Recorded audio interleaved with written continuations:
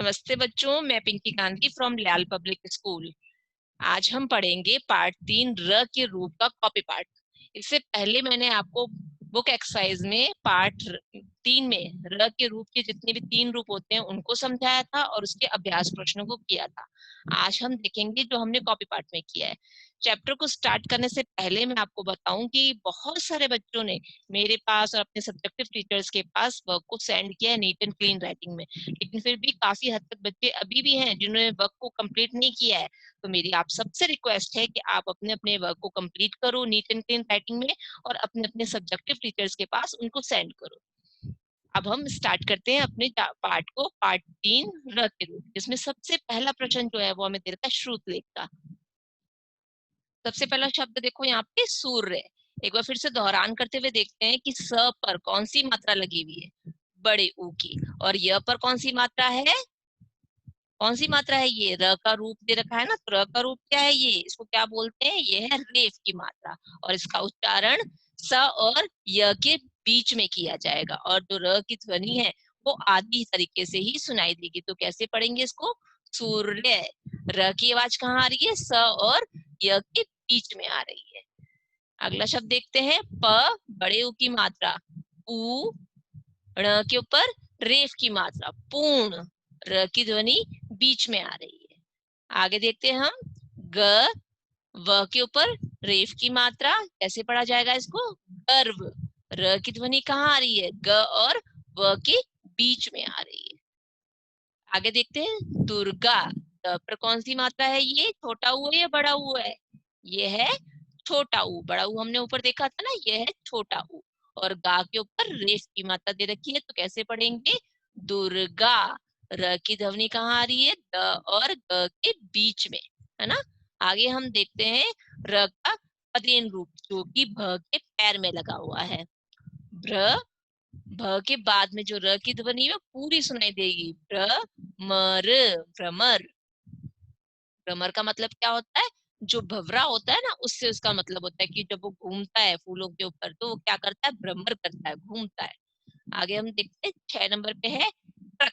ये कौन सा है, र का रूप, पदेन का रूप है, जो किसी भी वर्ण के पैरों में लगता है, और किसकी आवाज आती है, बोलने पर ट्रिन ट्रिन की आवाज आती है। देखो मैं इसे पढ़ के बताती हूँ कैसे आवाज आएगी इसकी, ट्रक। ये ड्रामा, आ रही है ट्रिन ट्रिन की आवाज आ रही है ना। अब ये देखो यहाँ दे रखा है क पर पदेन का रूप लगा हुआ है, कैसे पढ़ेंगे इसको, क्रम, क के बाद में र पूरा सुनाई देगा, क्रम। ये है ट्रेन, ट पर पदेन की मात्रा जो ट्रिन ट्रिन के रूप में सुनाई दे रही है, ट्रेन। आगे दे रखा है ग्रह, ग के पैर में लगी हुई है, पदेन का रूप जो है वो पैर में लगा हुआ है, और ह, ग्रह। ये हो गया बच्चों हमारा प्रश्न 1। आगे हम करते हैं प्रश्न 2 को, वाक्य पूरे कीजिए। यहाँ पे हमें वाक्य दे रखे हैं और एक खाली जगह दे रखी है जिसे हमें पूरा करना है। 1 नंबर पे है, अंबर पर डैश जब छाए। अब अंबर का मतलब यहाँ पे क्या है, आकाश। तो आकाश में क्या छाते हैं, क्या दिखाई देते हैं, बादल। तो हम यहाँ भरेंगे बादल, अंबर पर बादल जब छाए।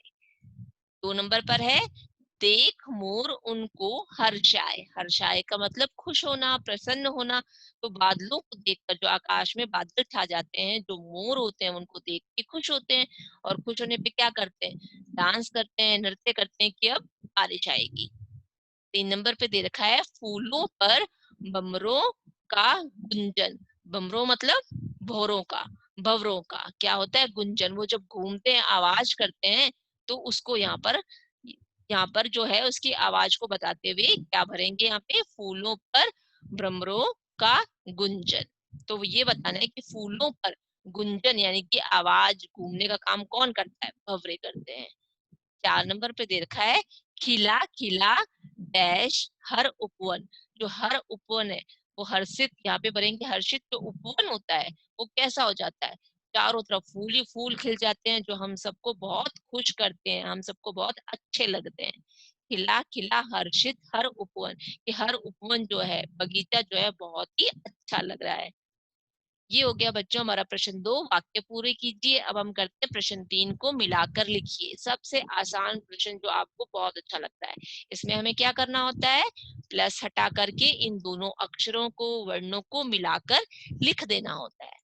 च प्लस क्र क्या बना, चक्र। र प्लस म प्लस र क्या बना, भ्रमर।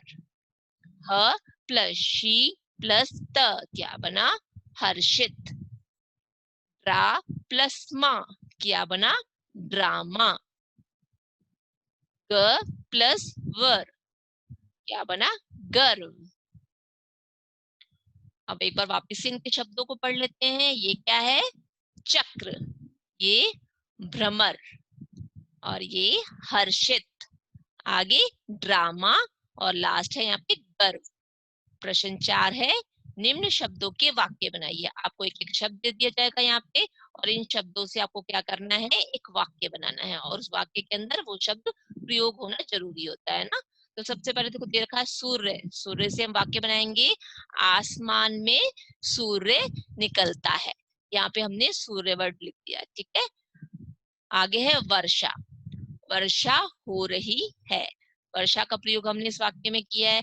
आगे देखो दे रखा है दुर्गा। माँ दुर्गा की हम पूजा करते हैं। ये रहा हमारा ये शब्द जिससे हमने वाक्य बनाया है। ये बच्चों हो गया हमारा प्रश्न 4। निम्न शब्दों के वाक्य बनाइए। अब हम करेंगे प्रश्न 5 को।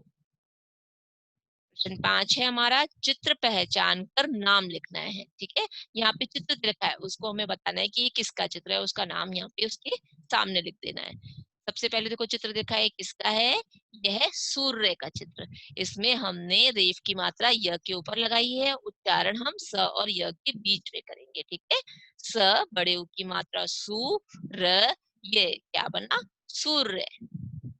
अगला चित्र हमें दे रखा है यहाँ पे कि इन बादलों से क्या हो रही है, बारिश हो रही है। तो इसको क्या बोलते हैं, वर्षा।